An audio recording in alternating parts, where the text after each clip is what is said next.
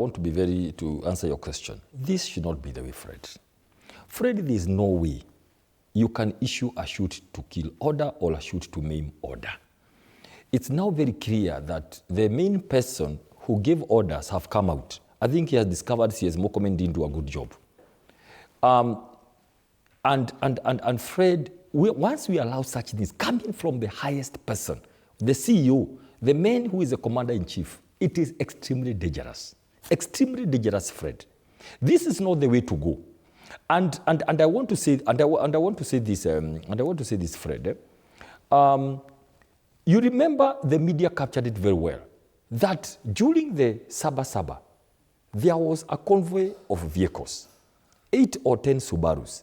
Wherever they went, they were the ones who they actually shot. So it means it's a plan, it's a prank. It's not something that happened by mistake when you have confrontation and then somebody decides to fire. You can only fire when your life is in danger. All these people were unarmed, nothing, just maybe stones or something. I mean, that's where they have anti-riot gear because of stones and all that. You can't kill. This is not right. And I'm saying blood calls for more blood. The more you can see from last year, it started with 60, it goes to Boniface, it goes to Ojuang, goes to 15, goes to another 31. Blood calls for more blood. Violence begets violence, Fred. And you cannot be the state that fights with your children. It's not possible. Instead of giving jobs, the 5 million jobs you promised, you actually now is mugs, coffins and all that. That's what we are selling to the grave. It cannot work because, but the most painful thing, so for record, that's not right. It is actually unconstitutional. It's illegal.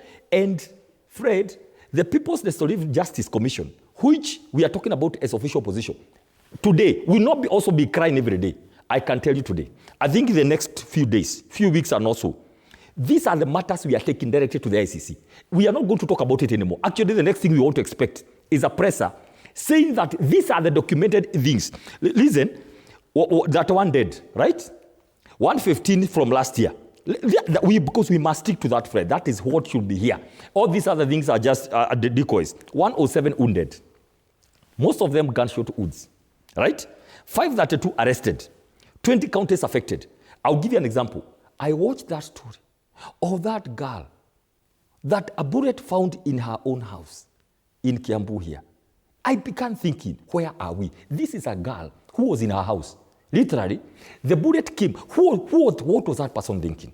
So, Fred, let me tell you this. People are getting angry. And that is why, when the state discovered people are angry, they came with a diversionary tactic. Let us go begin crying. Oh, people want to remove us. Please, Fred, for record, I want to finish that point. When the time comes for this government to go, it will go very early in the morning. It shall surely go. On the issue of quarter term and half term, we leave it to God and the president. But as far as we know, when the time comes, it shall surely go. Okay. Please, I want to ask, stop this diversionary. Let the state deal with the issue of killings, on the issue of disappearances, on the issue of compensation for all the people who have died. And I want to suggest again, the professor, kindly, please, let's have a database of all the people who have died. Let us go to court. Even if this government will not compensate them, the next government will compensate anybody who has ever died, even if they will not. But let's go to court. Let us get orders for all the people who have died compensation, the people who have been maimed in this government.